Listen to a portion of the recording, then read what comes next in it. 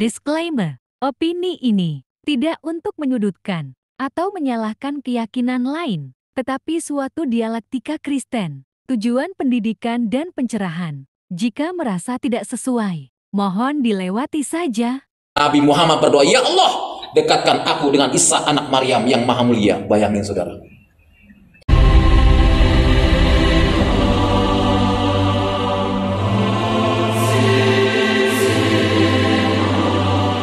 Preview. Saya lagi doa, sepeda motor saya hilang saudara.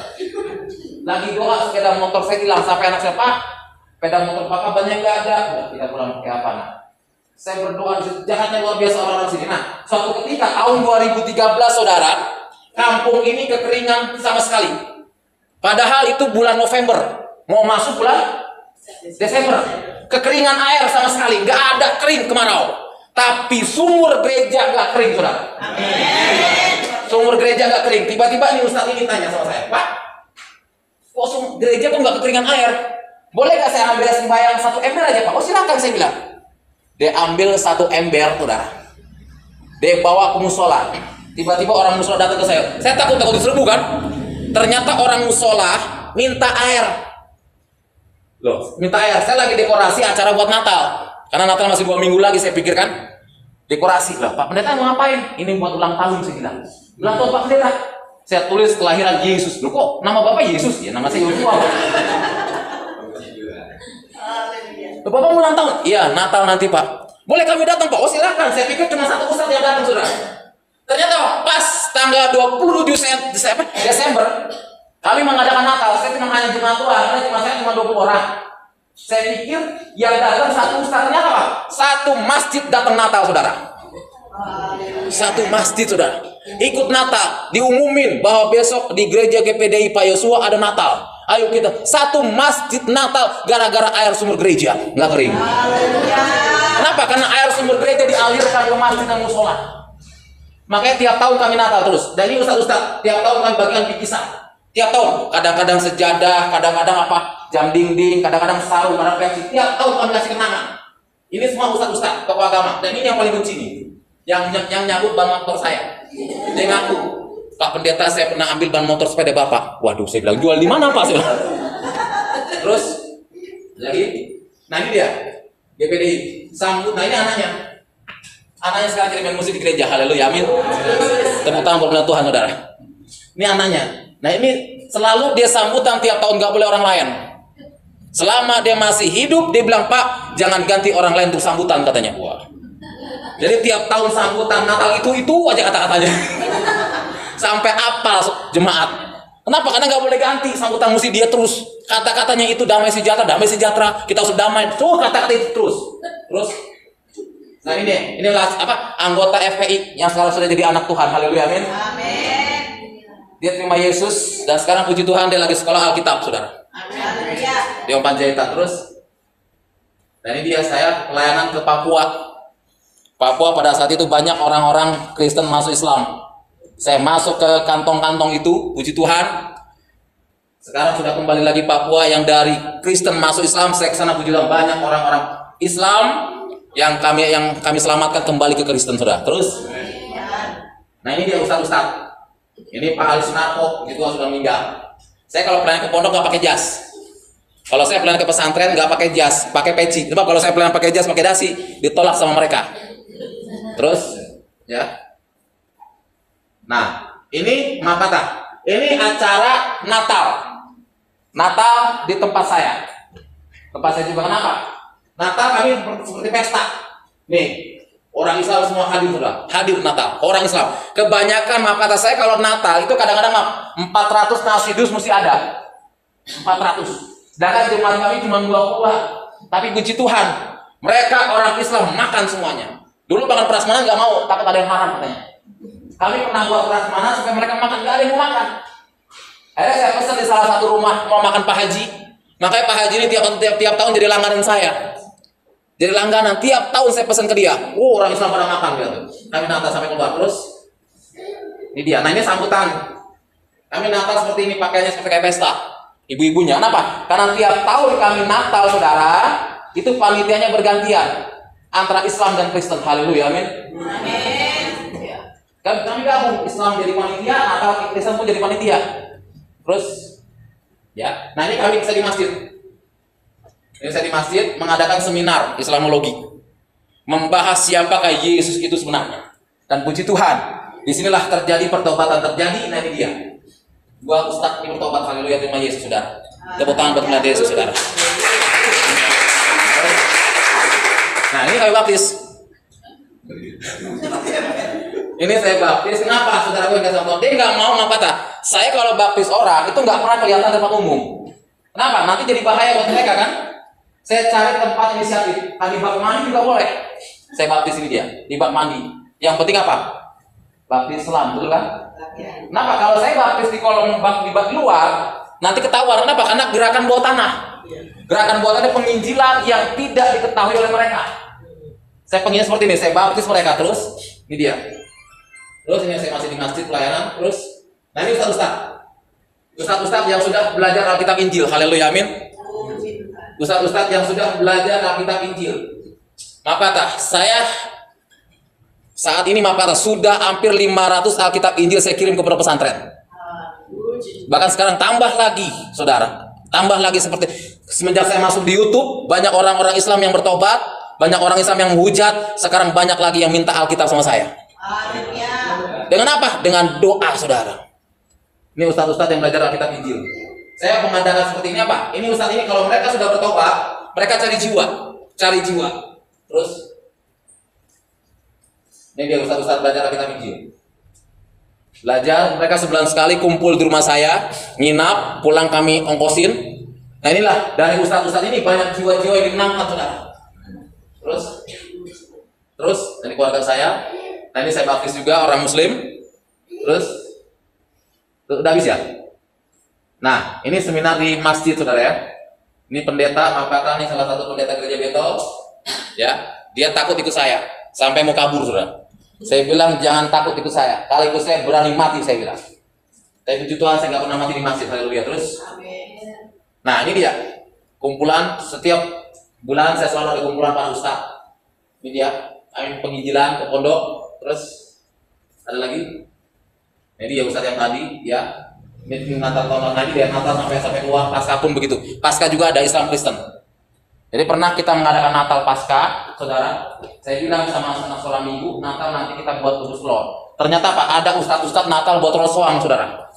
Dia buat telur soang ada 20 biji telur soang direbus sama dia. Ya anak sekolah minggu senang, telur gede-gede banget kok. Terus sudah ya. Nah saudara, nah ini dia, ini Pak Pendeta Maglin ya sudah juga bertobat dari apa Arab, orang Arab yang kenal Tuhan secara puji Tuhan sudah bertobat jadi anak Tuhan. Terus lagi, dah, saudaraku yang dikasih dalam Tuhan, mari sama-sama kita akan membuka Alkitab kita. Khotbah saya sampai jam 5 ya. Kita akan membuka Alkitab kita akan membahas tentang keselamatan ditinjau segi Al-Quran dan Alkitab. Kita bangga bahwa kita memilih Yesus sebagai Tuhan Juru Selamat kita pribadi. Jadi alangkah indahnya kalau dalam pribadi kita Yesus sudah menyelamatkan pribadi kita. Jangan pernah tinggalkan Tuhan Yesus. Amin. Jangan pernah tinggalkan Yesus. Pertahankan Yesus kita, pertahankan iman kita sampai inna lillahi wa inna ilaihi raji'un. Kita bahas Alkitab Yohanes 14 ayat 6. Kita baca bersama-sama 1 2 3. Kata Yesus kepadanya, "Akulah jalan, kebenaran dan hidup. Tidak ada seorang pun yang datang kepada Bapa kalau tidak melalui aku." Kenapa Alkitab berani mengatakan akulah jalan, kebenaran dan hidup? Tidak ada seorang pun yang datang kepada Bapa kalau tidak melalui aku.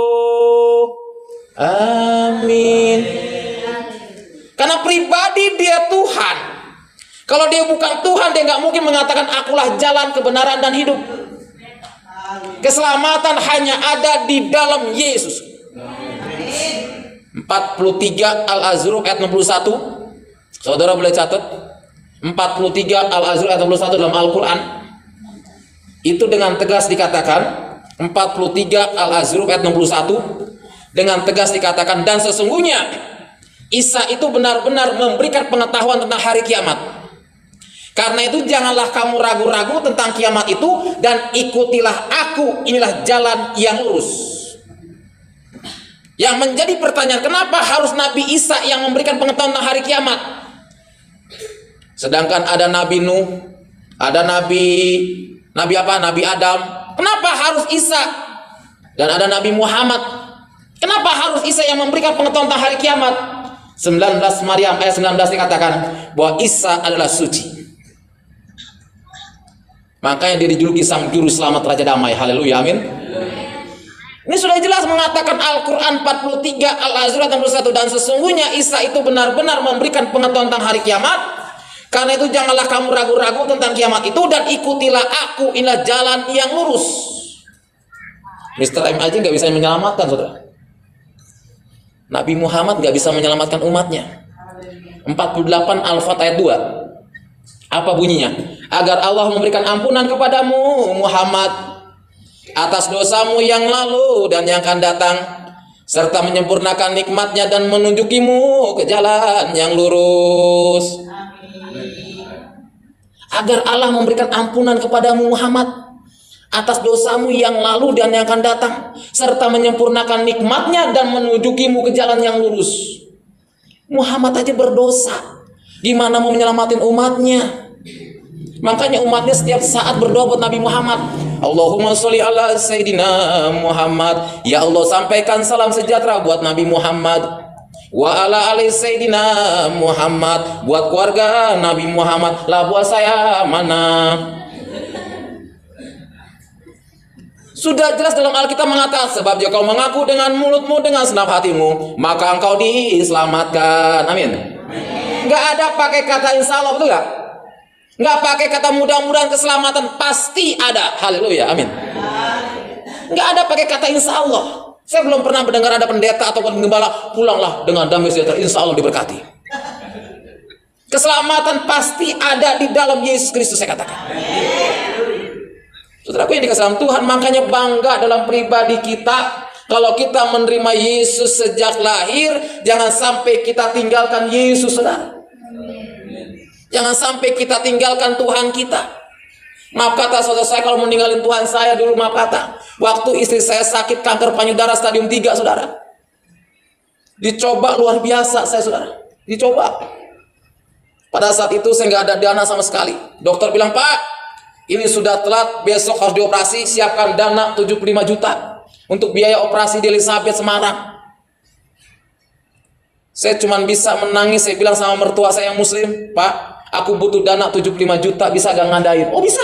Nih, dikasih surat sepotong, saya baca. Uang ini sebagai jaminan kamu tinggalkan Tuhanmu. Tuhan tolong. Istri dalam keadaan sakit, kanker, stadium 3, 75 juta. Saya uang itu mesti terima dengan satu syarat, saya sekeluarga, anak istri, ninggalin Tuhan Yesus.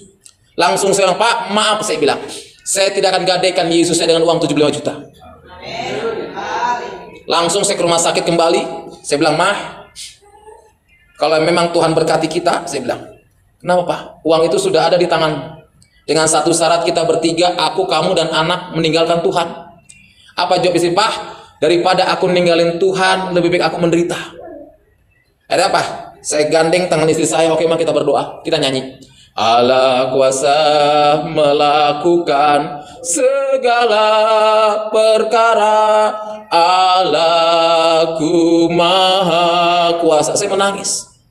Udah selesai lagu nyanyi, saya dinyanyikan lagu itu. Saya elus pipi istri saya. Tiba-tiba handphone saya berdering, saudara. Selamat malam. Ya malam Pak. Dulu kan belum ada YouTube ya. Belum ada YouTube. Tahun berapa itu saya? Tahun 2018. Istri saya sakit kanker. Ada apa saudara? Telepon berdering, Pak. Perkenalkan Pak, saya anak Tuhan. Ini gak sebutin namanya, saya anak Tuhan. Saya terbeban ingin memberkati Bapak. Izinkan saya minta nomor rekening Bapak. Saya kasih. Saya pikir orang pasti kasih 1 juta ataupun 2 juta. Udah selesai. Saya dikasih, Pak. Sebentar 10 menit lagi saya telepon Bapak. Pak, ditelepon sama dia, Pak. Itu sudah masuk, Pak. Itu buat Bapak. Mudah-mudahan bermanfaat buat Bapak ya. Langsung anak saya bilang, Pak, coba dicek aja Pak ke ATM.